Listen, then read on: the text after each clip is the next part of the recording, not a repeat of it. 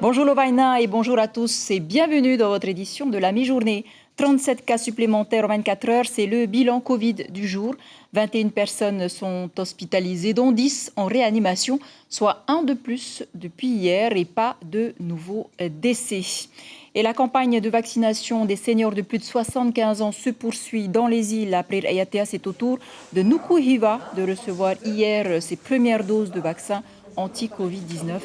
Elles ont été ensuite stockées à l'hôpital de Tai'ohae, mais c'est d'abord le personnel de l'unité de santé qui a bénéficié donc en premier des piqûres, à commencer par la subdivisionnaire de santé de l'archipel, également directrice de l'hôpital de Tai'ohae, que je vous propose d'écouter au micro de Marie Curva. Nous avons reçu 11 flacons qui comportent 66 doses. Donc nous allons vacciner 66 personnes sur 2 jours. Bien sûr, en priorité, les soignants de l'hôpital, ceux des vallées, de Nukuhiva, ainsi que les soignants libéraux. Pour les autres îles, nous vaccinerons les personnes de plus de 60 ans en priorité, les carnets rouges, ainsi que les personnels qui sont en contact avec le public, les pompiers, les gendarmes et les policiers municipaux. Voilà, et normalement, les deuxièmes doses donc, devraient arriver dans les prochaines semaines. Justice au tribunal se tient actuellement le procès des 6 personnes mises en cause pour trafic d'ice. La tête de réseau présumé avait été arrêtée le 12 décembre dernier à sa descente d'avion. L'homme revenait des États-Unis avec 900 grammes d'ice. Lucille Guichet-Tirao, vous étiez sur place ce matin.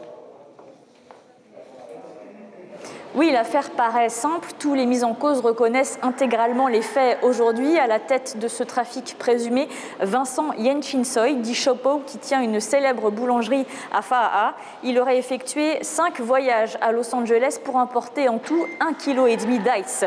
Il explique que c'était pour sa consommation personnelle et par appât du gain pour financer son appétence pour les jeux d'argent. Pour écouler la drogue, il se serait associé à Temari Tinorua, agent de facturation à la mairie de Fa'a. Les 2 hommes, insérés socialement et gagnant honnêtement leur vie, sont restés prudents. Ils n'ont pas tout de suite éveillé les soupçons des enquêteurs. Mais Tahiti, c'est petit et les gens commencent à parler. Ils sont finalement arrêtés en décembre dernier après une tentative d'importation. Avec eux, 4 autres mis en cause soupçonnés d'avoir revendu ou caché la drogue à des niveaux divers. Ils encourent de 10 à 20 ans de prison maximum pour ceux en récidive légale. Merci beaucoup Lucie Guichet pour ce point direct donc, du tribunal. On en saura un peu plus donc, ce soir dans vos éditions. Également dans l'actualité, le 21 janvier, le Sénat a adopté une proposition de loi afin de poser un interdit sociétal clair concernant le consentement sexuel et la protection des mineurs.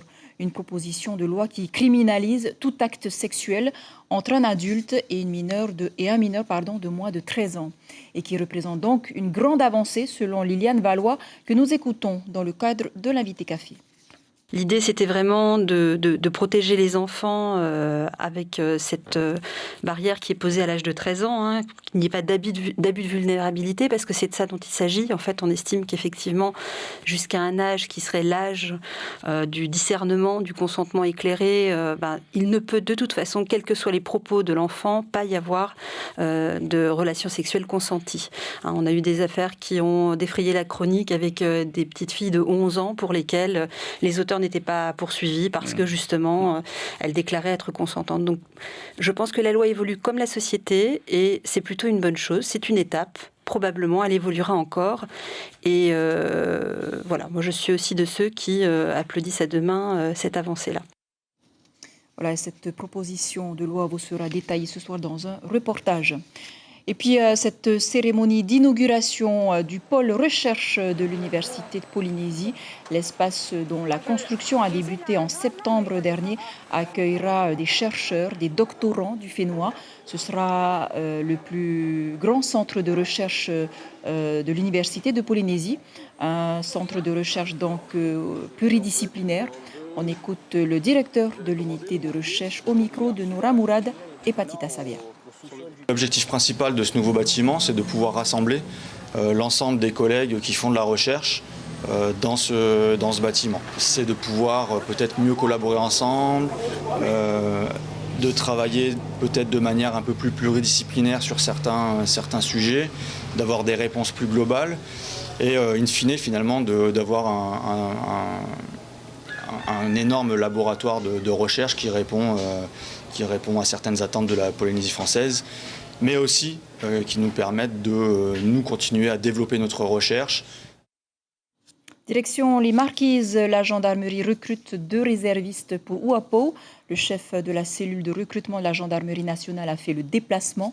11 candidats ont tenté donc leur chance au programme entretien individuel et épreuve écrite. Les 2 futurs réservistes viendront renforcer temporairement les unités de gendarmerie dans leur mission d'assistance à la population. Les précisions de Thibaut Miège au micro de Lionel Hamon.